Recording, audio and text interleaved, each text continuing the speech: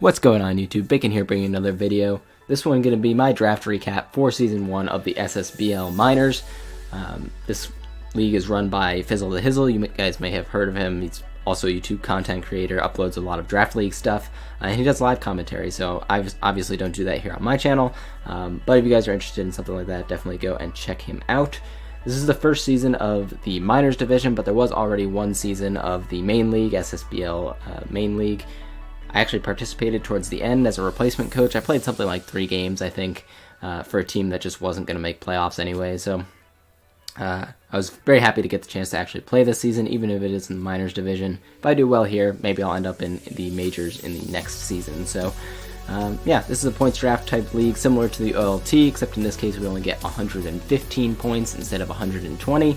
So it's a little bit more restrictive in that sense. You have to draft between 9 and 12 Pokemon. You get 25 points, I believe, to assign Z-move users, so also a little more restrictive in that aspect. It is kind of difficult when you're playing around with only 25 Z points and you got things like, say you draft Landorus Therian form and that's an 18-point Mon. Now you basically got no Z points left to use for anything else. So it can be a little bit difficult with the restricted Z usage, but it's draft league. You know what your opponent can bring, you know what they can't, and you have to prepare for it either way. So yeah, that's just kind of a brief summary of the league. A lot of stuff's free as well. That is also free in the in OLT, things like Mega Mawile Pirouette form, which I think is just a really cool concept. I never had heard of that before OLT, and now I've seen it in these 2 leagues. Really, really cool having just that thing available by itself. Huge monster, though, really difficult to switch into. But also things like Ash Greninja are available in this league, as well as Deoxys Speed.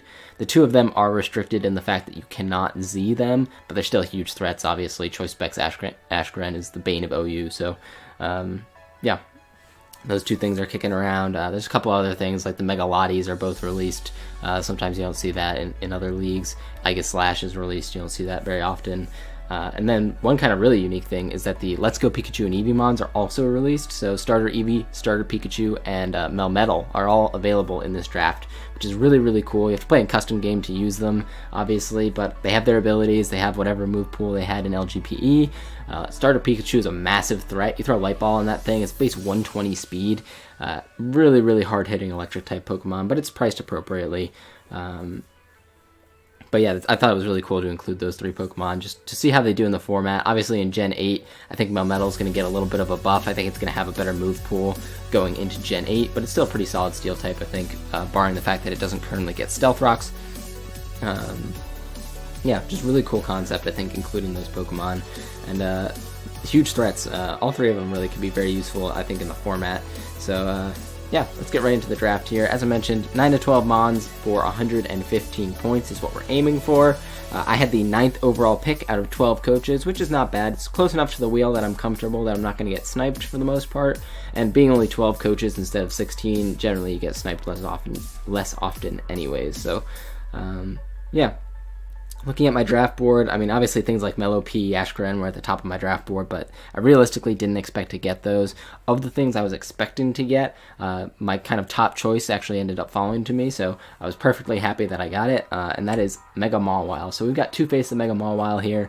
Huge threat. Mega Mawile hits incredibly hard with its base 105 attack stat, plus the huge power boost to double its overall attack stat. This thing hits like an absolute truck, man. It's very difficult to find switch-ins to that aren't fire or steel type, so obviously that's something I'm going to have to patch up with my draft, but I think Mega Mawile is just a great piece to build around. It's such a great breaker. You can run it on offense teams, you can run it on bulky offense, hyper offense, you can run it on balance, you can run it on like semi-stall as like your solo breaker kind of deal. Just a really, really good Pokemon in general, and it forces a ton of prep on my opponent's side. It gets great coverage options with things like Ice Punch, Fire Fang, Thunder Punch. It gets Knockoff, it gets Focus Punch for things like Heat Ran. You can run Sub Focus Punch to predict the switch. It gets Sucker Punch as well for some priority options. It does get Swords Dance to boost its attack stat as well. So Swords Dance, Sucker Punch, Mega Mawile is a huge threat. If your opponent doesn't have a good Dark Resist, if you're running an offensive team, Mega Mawile can potentially just shred them. So really good Pokemon that I think is a nice kind of starting block to build around. It does get access to Stealth Rocks, but I really never want to run Stealth Rocks on this Pokemon if I can help it. It's just so much more valuable to sit there and start clicking buttons with it when it's in. So great slate of natural resistances due to its Fairy Steel typing. and it's only got 2 weaknesses, which are fire and ground. So pretty easy to patch up, even though they are kind of commonplace offensive typings in the format. But I think it should be pretty easy for me to patch up those weaknesses going forward. And I was just really happy to grab Mega Mawile in the first round here. I think it's going to put in some work this season, and I was really excited to build around it. Next up here is an old face. We got Rotom Wash here, running Eats Tide Pods for its nickname this time. I dropped the Dave shout out on this one because Dave's going to get a shout out on another mon on this team, actually. So he only gets one. So I changed Rotom Wash's name here. And Rotom Wash is just a Pokemon I use in the ABC, if you guys have seen those videos.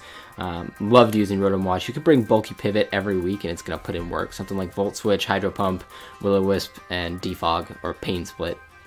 Pretty much every week is going to put in work for your team. It's got great natural defensive stats at base 107 defense and special defense. Obviously its HP is a little bit lacking, but you'll usually be running like Leftovers or a Super Berry on it anyways to make up for that.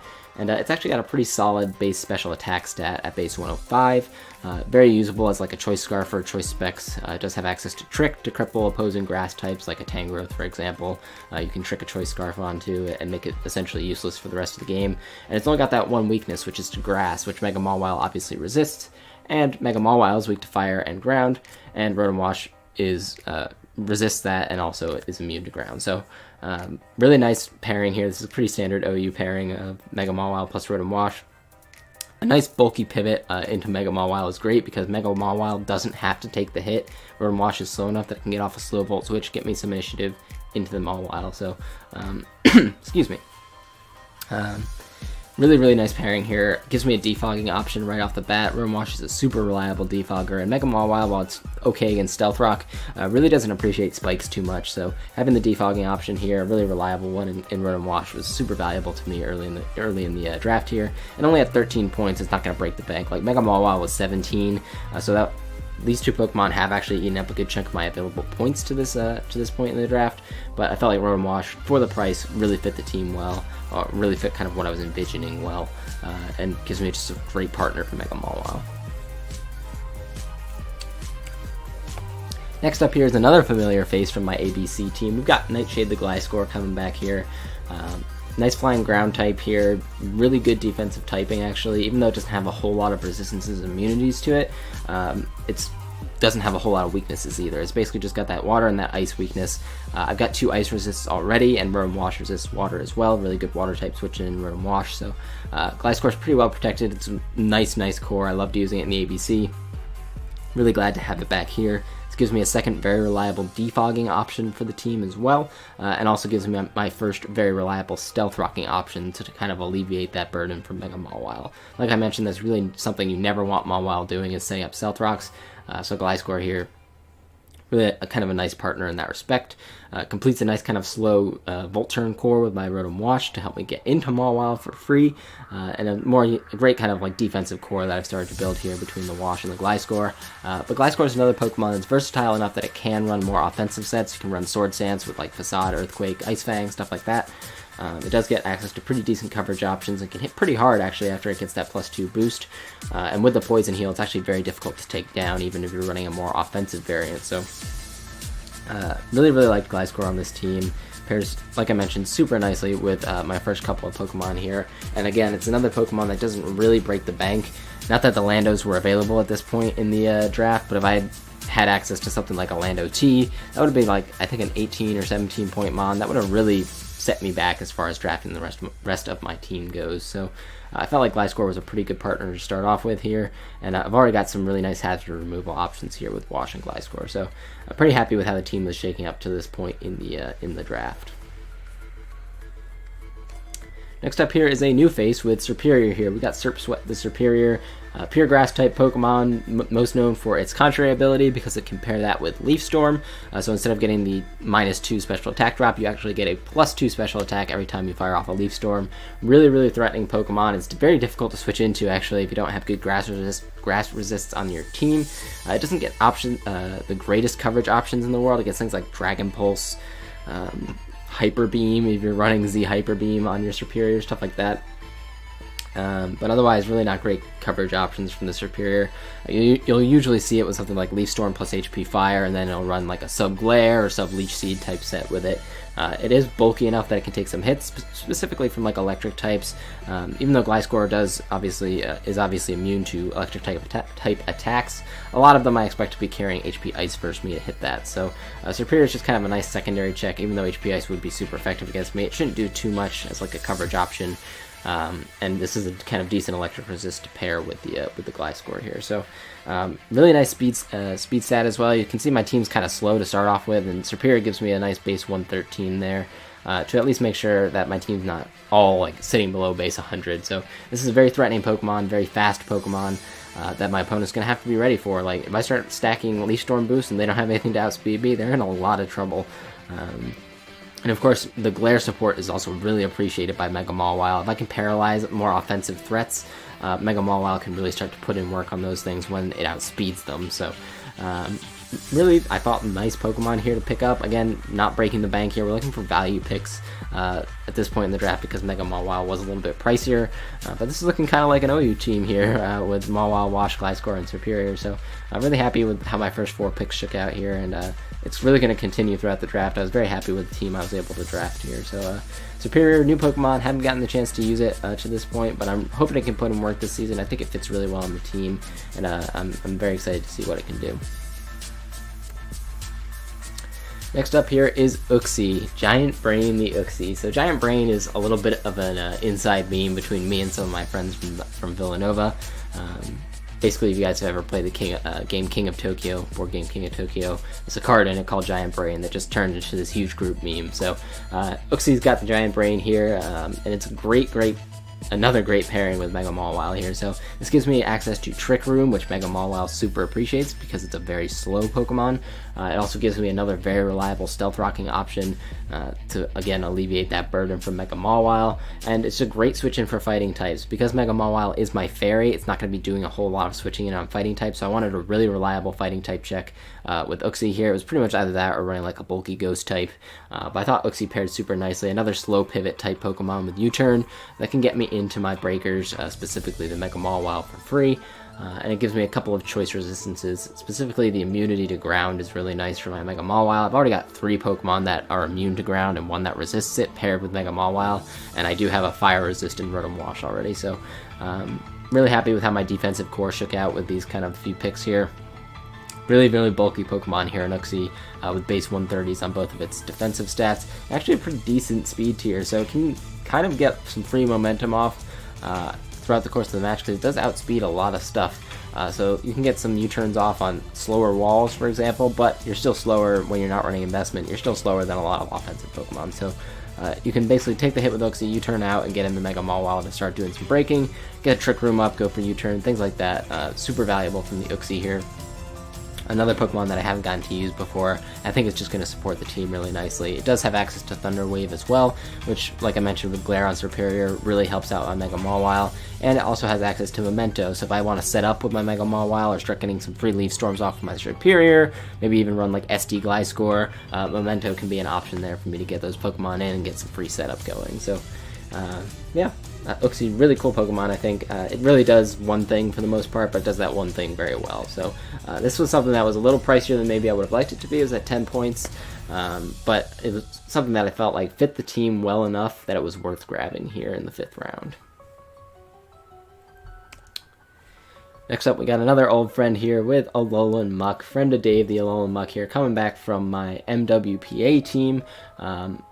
Alolan Muck is mono weak to ground. If you look at my team, I've got great ground resists and immunities to this point in the draft, so I'm very happy with Alolan Muck's being covered in this instance.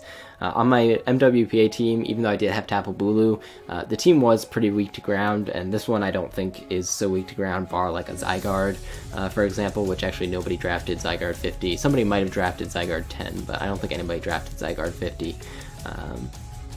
So with all the good ground resists on the team already, I felt like Alolan Muck was another kind of nice defensive option on the team. It does abuse Trick Room a little bit as well, with the Uxie being a pretty slow Pokemon as well. And it can hit really hard, actually. Base 105 attack stat is really nice, coming off of some great stabs in Poison and Dark. It's actually very difficult to switch into the combination of Poison and Dark, and even if you are switching in on the Dark-type move, the Dark-type move is usually knockoff. So great utility from this Pokemon, being able to remove items from the other side of the field. It's a great check to offensive fairy types, things like, I think Tapu Lele is actually free in this league as well, so it's a great check to that, great check to offensive psychic types, especially offensive psychic types anyway. Things like your Alakazams and such are very threatened, of course, by a little Muck. Can get Pursuit Trapped. Really nice to Pursuit Trap things for my Uxie, so like if my opponent has a really threatening Ghost type, like a Gengar or something, I could potentially Pursuit Trap that with my little Muck and really free up my Uxie a little bit going forward. Yeah, it just felt like synergistically it was really, really nice on this team. It's got two great abilities in Gluttony and Poison Touch. Gluttony is usually more for like a defensive or a curse type set. You'll run Gluttony, and then maybe like an AV type set can really get some mileage out of Poison Touch, or maybe Black Sludge get some mileage out of Poison Touch. Get a nice 51% chance to Poison Jab, Poison defensive Pokemon on the other side of the field, and just spread status, spread knockoff, and really chip teams down to help for my Mega Mawile to clean up in the late game, or my Superior for that matter to clean up in the late game. Alright, so to this point in the draft, I got 6 Pokemon, and I only have 36 points left. So, again, it's really tight on the wallet here with how many points we had available to us.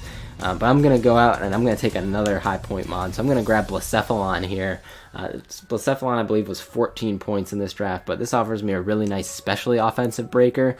You can see my team at this point does have some special presence with like Superior and Rotom Wash, but it doesn't have a really nice breaker, and that's what Blacephalon can do with this massive base 151 special attack stat, and actually a very usable base 127 attack stat. Its physical move pool isn't that great, but you know, maybe one week it can run Explosion or something, I don't know. Blacephalon here I felt like was just another really nice parry on the team. It appreciates all the slow U-turn and Volt Switch pivots that I have on the team, because it itself obviously is not very bulky at all. But it offers me a really, really nice breaking option. I can threaten opposing steel types, which my Mega Mawile super appreciates, and it can switch in on Will-O-Wisps from things that would otherwise be trying to burn, like my Mawile or my Alolan Muck. Going for Will-O-Wisps, things like a defensive variant of Arcanine, or opposing Rotom forms, things like that. I can get my Blacephalon in on predicted Will-O-Wisp and just start firing off some really strong hits. Dual Stab of Ghost and Fire hits most of the game for neutral damage. I think all of the game for neutral damage, but bar like dual typings, of course.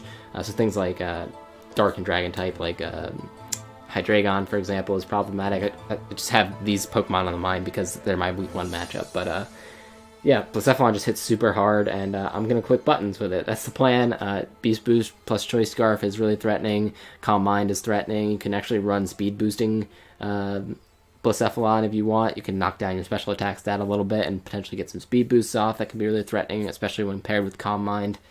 This Pokemon is just a huge threat, and you better have a switch in or it's going to start claiming lives. It's kind of the long and short of it. Next up, here's a really cool pick here with a starter Eevee. So we got Grace the starter Eevee here. Obviously pure normal type, and only resists is the immunity to Ghost. But I felt like the fighting weakness was covered well enough by the rest of my team that it could work here. Like, it's only a 5-point mon, so figured I'd take a flyer at this point in the draft. Obviously, its stats are nothing to write home about, and it actually does not get boosted by Eviolite, unfortunately. But I have this kind of theory in my head that starter Eevee can 1v1 slower walls. So things like Hippowdons and Polions, whatever, like a slow, fat mon could easily get walled out by starter Eevee because it does have access to 100% accurate grass type move with Leech Seed ability. So Sappy Seed, I think it's called, is a base 90 grass type move that automatically Leech Seeds your opponent, obviously unless they're a grass type. It also gets Sizzly Slide, which is a guaranteed burn move that's a 90 base power fire type move. So like that's a common thing that you see in LGP is like Protect, Sappy Seed, Sizzly Slide, and then maybe there's a fairy type move that does Heal Bell. There's a dark type move that does Reflect, and a psychic type move that does Light Screen, I think. And there's an ice type move that gets Haze. Like, it basically gets all the coverage that it would need, and they all have good secondary effects that you can use versus your opponent's team. There's an electric type move that automatically paralyzes. There's a water type move that heals you. Like, it's got weird move options, man, and its stats are not the best, I will grant you that. But for a 5-point mon, I think it can actually put in some work. I'm excited to see what I can do with this thing. And maybe it won't come to any games. I don't know, but if I can find the right matchup for it, I really think this thing can be effective. My team really appreciates the Leech Seed as well, because while I do have a lot of bulky Pokemon, Some of them don't have access to recovery themselves, or they're not like the super fattest Pokemon. Things like Rotom Washer is a great example. It really appreciates being able to come in on something that's leech seeded and just start healing up, man. I think Eevee can help with that in this aspect, and it's also got a decent speed stat at base 75. It's nothing to write home about, but like I mentioned, you're going to be outspeeding a lot of walls, and you can really take advantage of them with things like the Leech Seed, with the Sizzly Slide. You can really cripple them going forward in the game. It still gets access to Toxic, of course, too, if you want to run that. So, yeah, I think really interesting Pokemon. We'll see how it does. As I mentioned, may come to no games, may come to a bunch of games. I don't really know to this point. It's a 10-week season, so anything can happen. But really kind of interested to use this Pokemon and see what it does. Next up here is another old friend with Lycanroc Dusk. So Lycanroc Dusk, with the 9-inch nails here, actually. Same nickname that I used in Season 2 of the VPL, which was my championship run season. Lycanroc Dusk was just really fun to use. It's a really fast Pokemon at base 110. It's really hard with just Stone Edge plus Drill Run, honestly. It hits like a truck. Tough Claw's boost on Drill Run actually means it does more damage than Earthquake does. So Lycanroc Dusk is actually a huge threat. If you can run SD on it, this is one of my Z-move users. I should mention the other one is Blacephalon, actually. So it's Blacephalon and Lycanroc Dusk are my Z-move users. But at 10 points here, I felt like Lycanroc Dusk was a pretty legitimate threat. Like, my team needed some fast physical offense, which this does give me. Gives me some priority with a Cell Rock, which does really good damage with the Tough Claws boost as well. It helps me not be as weak to things like Charizards and Volcaronas. And it gives me access to another pretty reliable stealth rocking option, actually. It can run offensive rocker, it can run focus sash lead with Endeavor, things like that. I really enjoyed using this Pokemon in the VPL. It's got great coverage options, like Edgequake plus Fire is pretty much all it ever needs anyways. Unfortunately, it does not get access to Ice Fang. That's really the only gripe you could have about it, besides the fact that it somehow doesn't get Hone Claws. But running SD on it's fine anyways. You can run SD Z-move and just nuke something with the Lycanium Z. Really good offensive Pokemon. I felt like it paired nicely on the team, and it's another thing that, since it's not very bulky itself, really appreciates the slow pivoting that my team can give it with Gliscor, Rotom, Uxie. I can get out into my Lycanroc Dusk and just let it start clicking buttons. It's kind of the plan here. Rounding out my draft with my last 7 points, I'm grabbing Hariyama from the 7-point tier. So this is kind of a poor man's Conkeldurr pick. Obviously, it does not have access to Drain Punch, which really hurts, even though it does have a massive HP stat, so maybe it wouldn't get a ton of mileage out of it anyways. I don't really know. Conkeldurr seems to do fine with it.